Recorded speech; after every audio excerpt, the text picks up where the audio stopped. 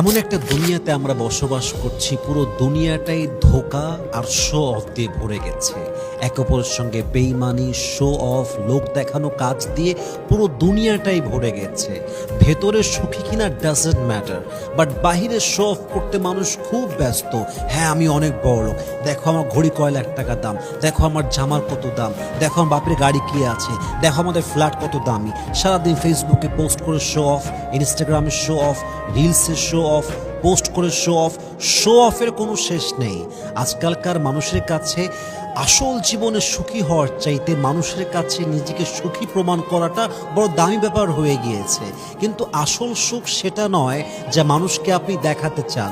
আসল সুখ হচ্ছে সেই সুখ যা আপনি আপনার একাকী জীবনে একা একা এনজয় করে ফিল করতে পারেন যে yes, I am the most happy person in this world.